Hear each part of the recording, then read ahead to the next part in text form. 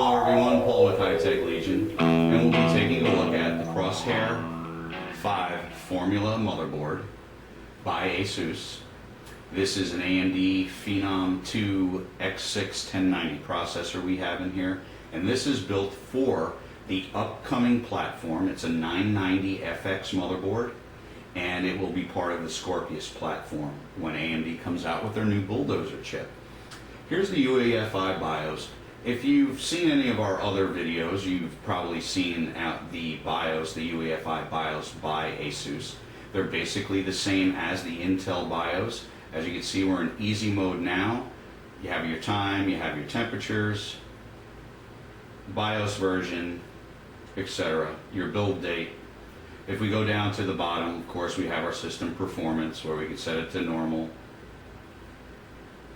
power saving, normal, power saving, or optimal. We have our boot priority here.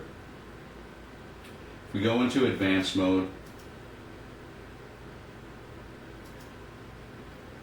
it starts out in extreme tweaker. Basically gives you your current CPU speed. I have this set to 4255 megahertz. It is overclocked at this time. Gives you your memory frequencies, North Bridge, and HT link speed. AI overclocking tuner is on to manual. There are 3 settings, auto and DOCP. OC tuner, this motherboard has an OC button on it. You click that, you shut your system off, turn your OC button on, and it basically overclocks your computer to about 3.8 gigahertz. That was on the 1090T. CPU ratio, I have my multiplier set to 20. Turbo core is disabled at this time. My HT clock is set to 210. PCI frequency auto, DDR3 is set to 1399. My CPU North Bridge frequency at this time I have set to 2520 megahertz. My HT link speed is normal. You also have settings for your spread spectrum for CPU and PCIe. I have them disabled. I also have the EPU power saving mode disabled at this time. We come down to the DRAM timing control. It shows you what my timings are. Everything right now is set to 8, 8, 8, and 20. DRAM driving control would be the next, and that just sets your check drive strength, etc. We'll go down a little bit farther here. I'll just bring the screen up for you. It's got the GPU DIMM post. As you can see right now, I have 3 ports populated with NVIDIA cards. I also have two slots populated with memory.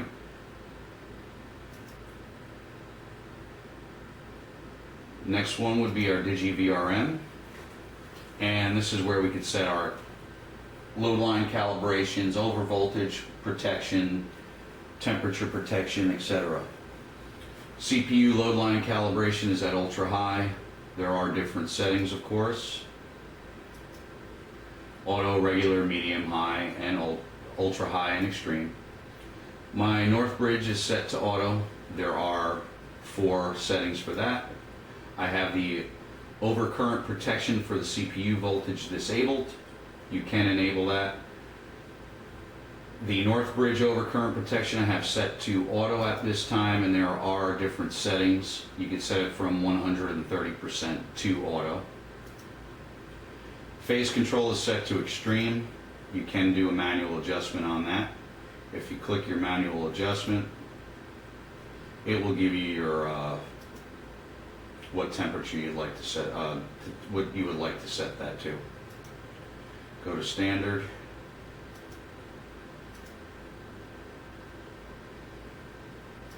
Manual adjustment. Fast. CPU voltage frequency is set to auto at this time. If we were to set it to manual, you could fix your VRM I would probably stay within 300 to 500 on that, on the VRM fixed frequency. CPU PWM mode I have set to extreme. Now if we come down, we can see that we have extreme overvolt. I have that disabled. I do have my CPU and Northbridge voltage mode set to manual.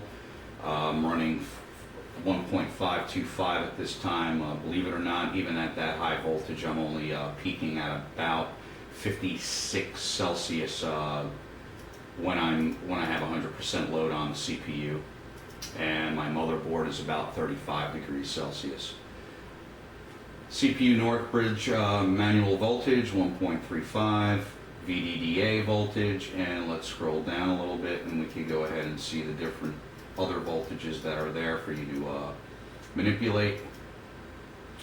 DRAM voltage, VDDR. This is all DRAM voltages, overcurrent protection and voltage switching frequencies. Towards the bottom we have our Northbridge voltage. HT voltage, Northbridge 1.8 voltage, VDD PCIe voltage, Southbridge voltage, and our switching frequency.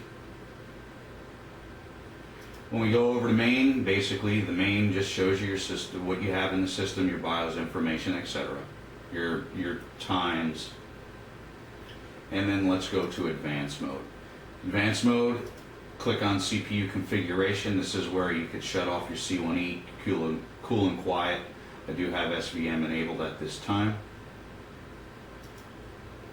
Northbridge, you can set your Northbridge controls as well as what you like to boot up as for your video card itself. Memory configuration, it gives you your memory configuration, ECC mode, etc.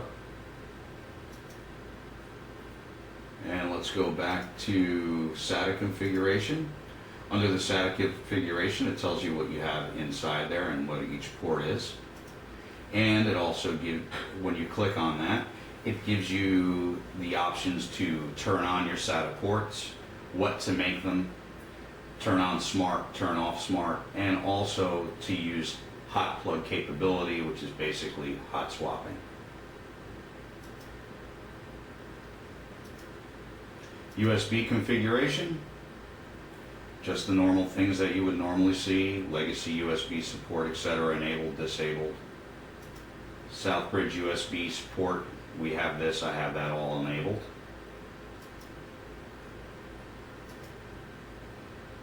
Core on off function, this is basically if you have a tri-core or something like that that you want to use and you think you can unlock it, go ahead and try to unlock all the cores. Also, it gives you the option to turn on and turn off cores.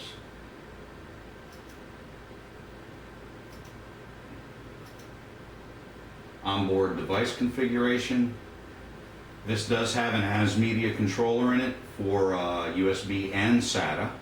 I have the AS media storage controller disabled at this time. It does default to ACHI or AHCI, and you can set that to IDE also.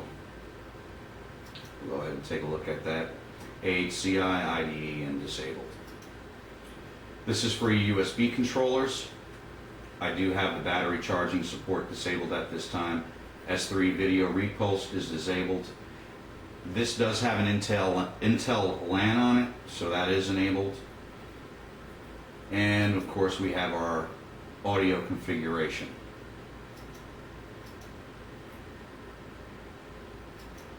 Your APM. This is all for your power loss and stuff like that. And we have the iRod configurator. This basically configurates everything. It logs the times that you have everything on and how long you've been running it. So if you want to overclock and you want to do some testing, it will log that. ROG Connect is enabled. RC Poster is code at this time. Now you do have to, there is a switch on the motherboard that you do have to initiate to on in order to literally enable it. You could have this enabled in the BIOS, but if the switch, the physical switch on the motherboard is off, it will not connect. LED controls. Basically, these are the LED controls on your motherboard. Enable them, turn them on, shut them off, whatever you'd like to do. And now let's go to monitor. This basically monitors your voltage. Temperature monitor. Fan speed monitor. Fan speed control. I do have the Q fan control enabled. Don't have a PWM fan on this. I'm using the Frio by Thermal Take, and basically it's a DC fan, so I have it set to standard right now. You can set all your fan controls in there. When we go to the boot configuration, we can see the number lock state is on, full screen logo is enabled, forced BIOS. Interrupt is disabled, setup mode, advanced mode. That's what I usually go into. When I go into the BIOS, you can set that to easy mode. Then you have your boot options. Basically, that gives you your boot options of what you have in there. CD-ROM priorities, if you have multiple CD-ROMs, and of course your hard drive priorities. I have 2 hard drives in here. I have a Patriot Torx 228 gigabyte SSD, and I also have a Seagate 2 terabyte